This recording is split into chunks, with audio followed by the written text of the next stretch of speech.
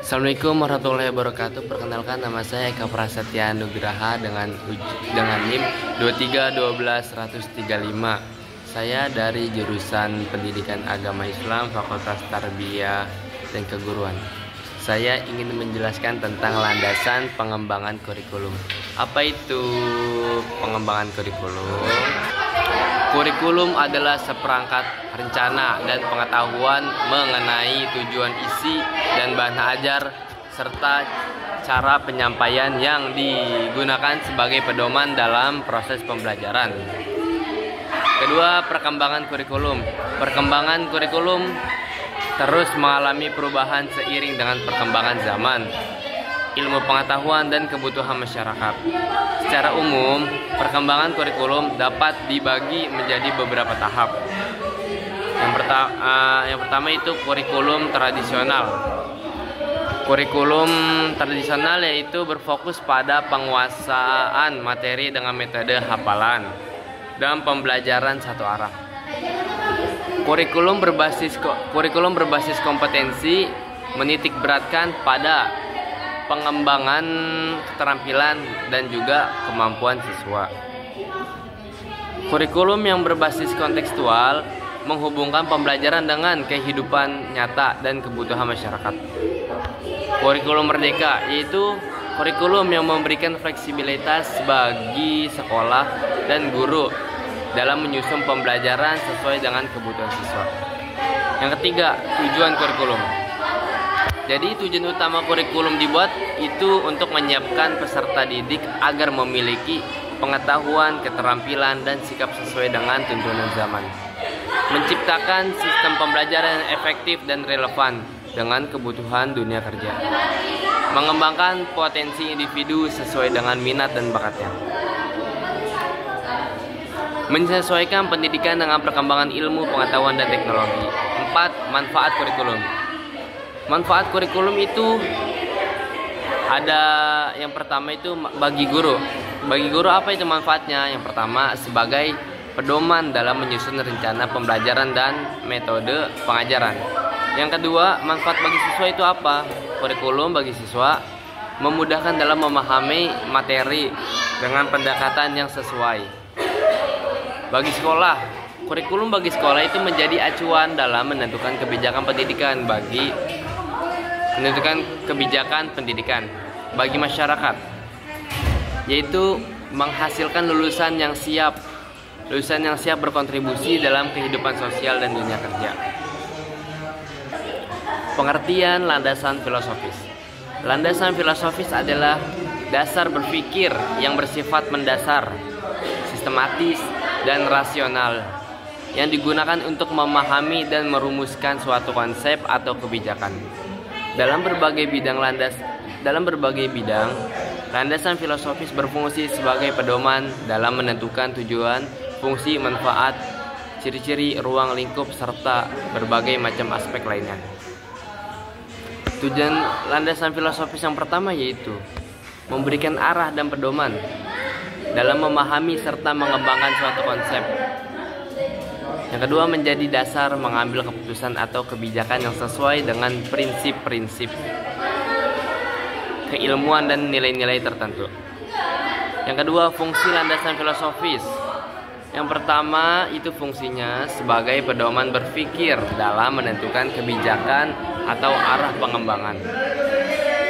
Kedua, memberikan konsistensi konsep agar tidak terjadi penyimpangan dari nilai-nilai dasar yang telah ditetapkan. Yang ketiga, apa itu manfaat landasan filosofis? Membantu meningkatkan ketepatan dalam membuat keputusan berdasarkan prinsip yang benar. 4. Ciri-ciri landasan filosofis. Jadi ciri-ciri yang pertama itu mendasar, berhubungan dengan prinsip-prinsip dasar suatu bidang atau ilmu, sistematis, memiliki keteraturan dalam konsep dan penerapannya. Rasional, yaitu berdasarkan pemikiran logis dan argumentasi yang jelas. Universal, berlaku dalam berbagai situasi dengan menyesuaikan konteksnya. 5. Ruang lingkup landasan filosofis. Ruang lingkup landasan filosofis itu dapat diterapkan dalam berbagai bidang seperti pendidikan, ilmu pengetahuan, kebijakan publik, sosial, dan budaya. Yang pertama untuk pendidikan. Jadi landasan filosofis dalam pendidikan itu membahas hakikat pendidikan, tujuan pendidikan, serta metode pembelajaran. Ilmu pengetahuan yaitu menganalisis dasar epistemologi, ontomologi, dan aksiologi dalam pengembangan ilmu. Kebijakan publik digunakan sebagai dasar dalam menentukan kebijakan yang adil dan berkelanjutan. Sosial dan budaya menjadi dasar dalam memahami nilai-nilai dan norma yang berlaku dalam masyarakat. 6. Macam-macam landasan filosofis. Landasan filosofis dapat dikategorikan berdasarkan aliran-aliran filsafat, di antara lain. Yang pertama itu filsafat idealisme. Apa sih filsafat idealisme? Yaitu filsafat itu yang menekankan pada ide dan pemikiran sebagai dasar utama dalam memahami kenyataan. Contohnya, pendidikan yang berorientasi pada pembentukan karakter dan nilai-nilai moral. Yang kedua itu filsafat realisme, real, nyata. Itu menganggap bahwa realitas bersifat objektif dan dapat dipahami melalui pengalaman empiris. Contohnya, ilmu pengetahuan yang berbasis pada observasi dan eksperimen. Yang ketiga itu filsafat pragmatisme. Filsafat ini menekankan pada manfaat praktis dan suatu konsep atau kebijakan. Contohnya yaitu sistem pendidikan yang berorientasi pada keterampilan dan kebutuhan di dalam dunia kerja. Keempat, filsafat eksistensialisme. Apa itu filsafat eksistensialisme? Yaitu filsafat yang menekankan pada kebebasan individu dan tanggung jawab dalam menentukan makna hidup. Contohnya, kurikulum pendidikan yang memberi kebebasan bagi peserta didik dalam memilih cara belajar. Filsafat materialisme yaitu menganggap bahwa segala sesuatu dapat dijelaskan berdasarkan materi dan hukum alam. Contoh, ilmu ekonomi yang menjelaskan fenomena sosial berdasarkan faktor produksi dan distribusi sumber daya. Tujuan apa? Tujuan landasan psikologis. Landasan psikologis bertujuan untuk memahami bagaimana manusia berpikir, belajar, dan berkembang. Mengembangkan strategi yang sesuai dengan karakteristik dan kebutuhan psikologi individu. Yang kedua, fungsi landasan psikologis sebagai dasar dalam memahami perilaku manusia, baik dalam pendidikan, pekerjaan, maupun kehidupan sosial. Membantu dalam menyusun metode pembelajaran dan pengajaran yang sesuai dengan perkembangan kognitif dan emosional individu. 3. Manfaat landasan psikologis. Jadi menyesuaikan proses pembelajaran atau kebijakan dengan tahap perkembangan psikologis individu. Membantu menciptakan lingkungan yang kondusif untuk pertumbuhan mental dan emosional. 4. Ciri-ciri landasan psikologis. Berdasarkan perkembangan manusia, mempertimbangkan aspek kognitif, emosional, dan sosial individu. Fleksibel dan adaptif, yaitu dapat disesuaikan dengan perubahan kondisi dan kebutuhan individu. Berikutnya, berorientasi pada kesejahteraan psikologis, yaitu bertujuan untuk meningkatkan kesehatan mental dan juga kesehatan emosional. Yang terakhir, berbasis penelitian ilmiah. Berdasarkan teori dan konsep yang telah dikembangkan dalam psikologi. Yang kelima, ruang lingkup landasan. Yang terakhir, berbasis penelitian ilmiah berdasarkan teori dan konsep yang telah dikembangkan dalam psikologi. Yang kelima, ruang lingkup landasan psikologis. Psikologis berkembang memahami bagaimana manusia berkembang dari masa kanak-kanak hingga dewasa. Psikologi sosial yaitu mengkaji bagaimana individu berinteraksi dengan lingkungan sosialnya. Ketiga, psikologis klinis. Psikologis klinis ini membantu memahami dan menangani masalah kesehatan mental. Yang keenam, Macam-macam landasan psikologis. Landasan psikologis itu dapat dikategorikan berdasarkan berbagai teori psikologi, antara lain yaitu teori perkembangan kognitif atau Jean Piaget,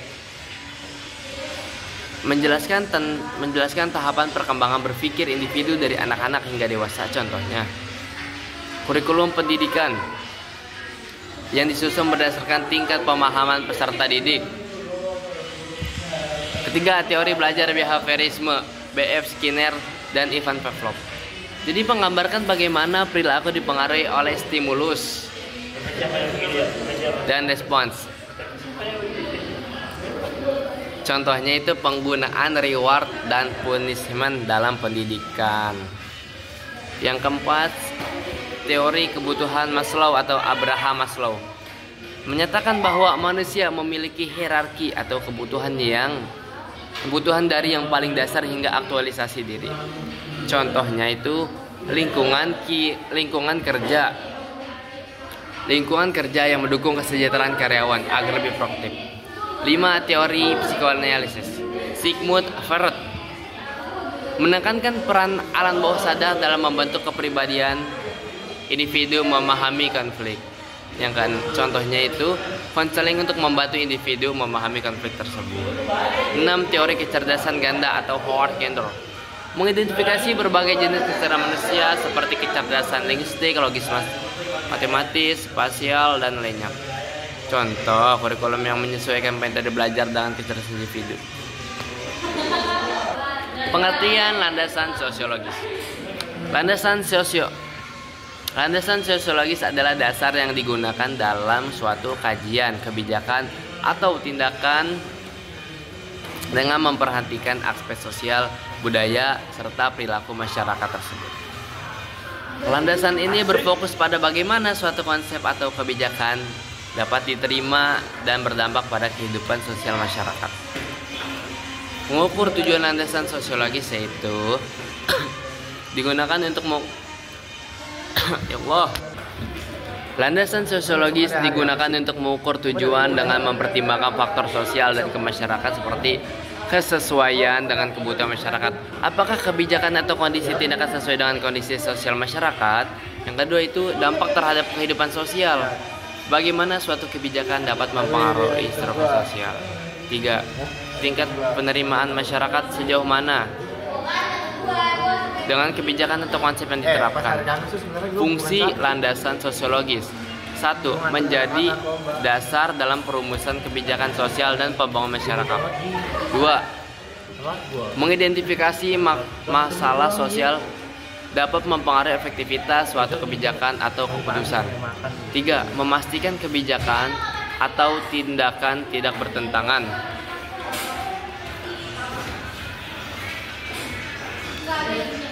dengan nilai dan norma masyarakat. 4. Yang keempat, menjembatani perbedaan sosial dalam masyarakat sehingga kebijakan diterima oleh semua golongan. Manfaat landasan sosiologis. Yang pertama itu menjamin keterpaduan antara kebijakan dan kondisi sosial masyarakat. Yang kedua, membantu menghindari konflik sosial akibat kebijakan yang tidak sesuai. Yang ketiga, meningkatkan partisipasi masyarakat dalam pembangunan sosial. Yang keempat, membantu dalam memahami perubahan sosial yang terjadi di masyarakat dan bagaimana penyesuaian kebijakan dengan perubahan tersebut. Ciri-ciri landasan sosiologis.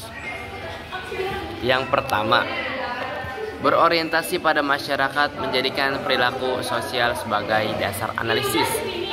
Yang kedua, berbagai pada realitas sosial, mengacu pada data dan fakta sosial yang terjadi di dalam masyarakat. Yang ketiga, memperhatikan aspek bagaimana hubungan antar individu dan kelompok dalam masyarakat. Yang keempat, bersifat dinamis, selalu berkembang seiring perubahan waktu yang terjadi di dalam masyarakat. Ruang lingkup landasan sosiologis. Yang pertama, struktur sosial, meliputi sistem, kelas sosial, stratifikasi sosial, dan peran sosial. Yang kedua, nilai dan norma sosial. Prinsip-prinsip yang dipegang oleh masyarakat dalam berinteraksi. Yang ketiga, perubahan sosial, faktor-faktor yang menyebabkan perubahan dalam masyarakat. 4. Dinamika kelompok sosial, hubungan antara individu, kelompok, dan institusi dalam kehidupan sosial. Yang kelima, masalah sosial, seperti kemiskinan, pengangguran, kesenjangan sosial, dan kriminalitas yang mempengaruhi kebijakan sosial. Macam-macam landasan sosiologis. Landasan sosiologis di dalam pendidikan itu menyesuaikan sistem pendidikan dengan kebutuhan sosial dan budaya masyarakat. Landasan sosiologis di dalam hukum menganalisis bagaimana hukum dapat diterima dan ditetapkan dalam masyarakat. Yang ketiga, landasan sosiologis dalam pembangunan, mengembangkan kebijakan pembangunan yang sesuai dengan kondisi sosial dan budaya masyarakat. Landasan sosiologis dalam politik, yaitu menentukan kebijakan politik yang mencerminkan kehendak dan kebutuhan sosial masyarakat. Kelima, landasan sosiologis dalam ekonomi, yaitu untuk memastikan kebijakan ekonomi tidak menciptakan ketimpangan sosial dan dapat diterima oleh masyarakat luas. Pengertian landasan iptek. Landasan iptek atau ilmu pengetahuan dan teknologi adalah dasar atau pijakan yang digunakan dalam pengembangan ilmu dan teknologi untuk meningkatkan kualitas kehidupan manusia.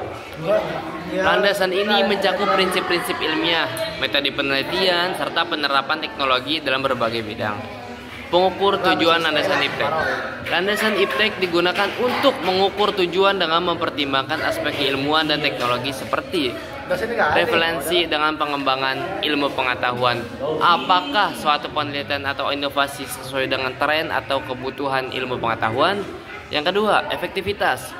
Dalam pemecahan masalah, sejauh mana teknologi atau teori ilmiah dapat diterapkan untuk mengatasi masalahnya. 3. Dampak terhadap kehidupan manusia. Bagaimana pengembangan iptek dapat meningkatkan kualitas hidup masyarakat.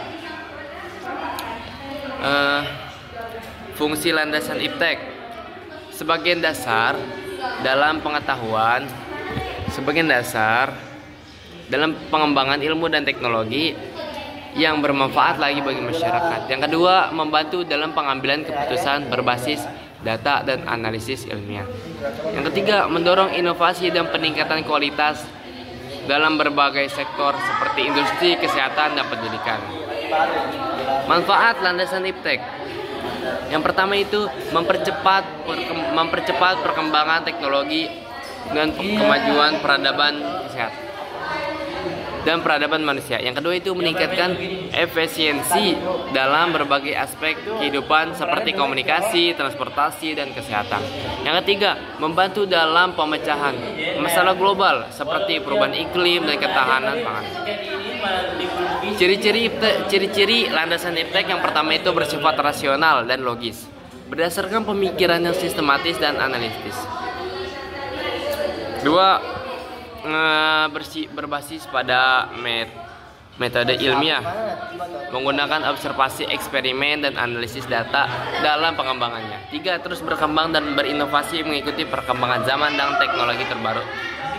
Yang keempat, bersifat aplikatif, dapat diterapkan dalam kehidupan nyata untuk meningkatkan kesejahteraan manusia.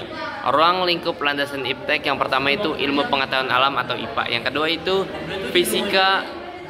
kedua itu ilmu pengetahuan sosial IPS ya, yang meliputi dengan sosiologi, ekonomi, dan psikologi, antropologi, dan lain-lain.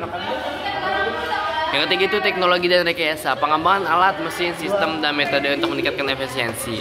Yang keempat, kesehatan dan kedokteran. Penerapan iptek dapat dalam bidang kesehatan dan medis. Kelima, industri dan manufaktur. Pemanfaatan teknologi dalam proses produksi dan distribusi barang serta jasa. 6. Komunikasi dan informasi. Pengembangan teknologi digital, AI, dan sistem informasi untuk mendukung kehidupan modern. 6. Yang terakhir, macam-macam landasan iptek. Landasan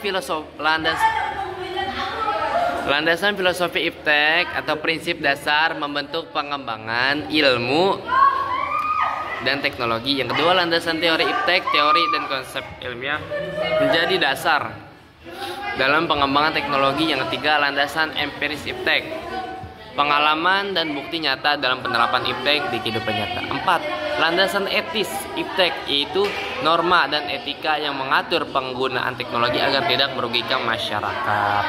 Dan yang terakhir itu landasan regulasi iptek, yang dimana kebijakan dan hukum yang mengatur perkembangan serta penggunaan iptek. Ya, pembahasan yang terakhir yaitu pengertian landasan organisatoris. Apa sih organisatoris? Organisatoris adalah dasar atau pedoman yang digunakan dalam pengelolaan suatu organisasi agar dapat berfungsi secara efektif dan efisien. Landasan ini mencakup prinsip-prinsip, struktur, aturan, serta mekanisme kerja yang diterapkan oleh organisasi untuk mencapai tujuan yang telah ditetapkan. Pengukur tujuan landasan organisatoris yang pertama itu kesesuaian dengan visi dan misi organisasi. Apakah struktur dan aturan organisasinya mendukung pencapaian visi dan misinya? Yang kedua itu efektivitas dalam koordinasi dan pengelolaan sumber daya. Seberapa baik organisasi tersebut dalam mengelola manusia, keuangan, dan aset lainnya. Yang ketiga, kemampuan organisasi dalam mencapai tujuan. Apakah struktur dan sistem organisasi tersebut memungkinkan pencapaian target yang dengan optimal? Yang keempat itu adaptasi terhadap perubahan lingkungan. Sejauh mana organisasi mampu beradaptasi dengan perubahan internal dan eksternal. Fungsi landasan organisatoris yaitu yang pertama menjadi pedoman dalam pembentukan, pengelolaan, dan pengembangan organisasi. Yang kedua menjamin keteraturan dan kesinambungan. Yang ketiga peningkatkan efektivitas komunikasi dan koordinasi dalam organisasi. 4. Menyediakan mekanisme pengambilan keputusan yang lebih sistematis dan objektif. Yang kelima, mengatur hubungan antar individu dan kelompok dalam organisasi. Manfaat landasan organisatoris. Jadi manfaat landasan organisatoris yaitu yang pertama menjamin keteraturan dan efisiensi dalam operasi. Kedua, meningkatkan stabilitas organisasi dalam menghadapi tantangan dan perubahan. 3. Memudahkan evaluasi dan perbaikan kinerja organisasi secara berkelanjutan. Yang keempat, membangun budaya kerja yang jelas dengan pembagian tugas dan tanggung jawab yang struktur. Yang kelima, memudahkan koordinasi antara berbagai bagian di dalam organisasi untuk mencapai tujuan bersama. Ciri-ciri landasan organisatoris. Yang pertama itu memiliki struktur yang jelas. Yang kedua bersifat sistematis. Yang ketiga memiliki aturan dan prosedur yang baku. Keempat, fleksibilitas dan adaptif, yaitu menyesuaikan dengan perkembangan dan tantangan yang dihadapi. Yang terakhir itu 5, mendorong partisipasi dan kerjasama, membangun hubungan kerja yang baik di dalam organisasi.